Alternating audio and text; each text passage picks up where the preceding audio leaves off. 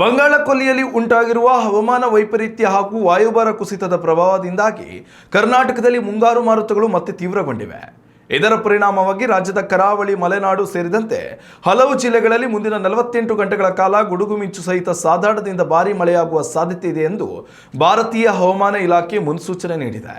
ವಿಶೇಷವಾಗಿ ಸಮುದ್ರ ತೀರದ ಜಿಲ್ಲೆಗಳಾದ ಉಡುಪಿ, ದಕ್ಷಿಣ ಕನ್ನಡ ಹಾಗೂ ಉತ್ತರ ಕನ್ನಡದಲ್ಲಿ ವ್ಯಾಪಕ ಮಳೆಯಾಗಲಿದ್ದು, ಕರಾವಳಿಯುದ್ದಕ್ಕೂ ಗಂಟೆಗೆ 50 ಕಿಲೋಮೀಟರ್ ವೇಗದಲ್ಲಿ ಬಿರುಗಾಳಿ ಬೀಸುವ ಸಂಭವವಿದೆ.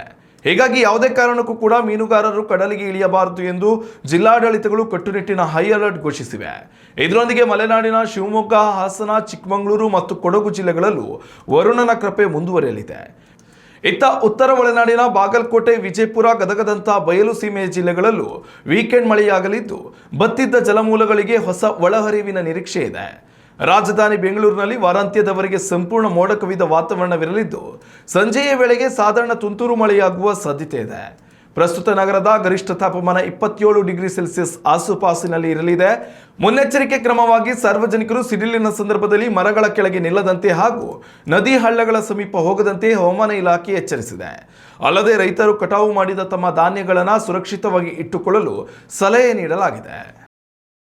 ಉತ್ತಮ ಸಂಸ್ಕಾರಯುತ ಶಿಕ್ಷಣದೊಂದಿಗೆ VSS English medium CBSE school, Udupi, Muddur. ನರ್ಸರಿಯಿಂದ 10ನೇ ತರಗತಿವರೆಗೆ ಶಿಕ್ಷಣದ ಜೊತೆಗೆ 5ರಿಂದ 10ನೇ ತರಗತಿವರೆಗಿನ ವಿದ್ಯಾರ್ಥಿನಿಯರಿಗೆ ಉತ್ತಮ ಹಾಸ್ಟೆಲ್ ಸೌಲಭ್ಯವೂ ಇದೆ. ನಿಮ್ಮ ಮಕ್ಕಳ ಪ್ರವೇಶಾತಿಗಾಗಿ ಈ ಸಂಖ್ಯೆಗೆ ಕರೆ ಮಾಡಿ.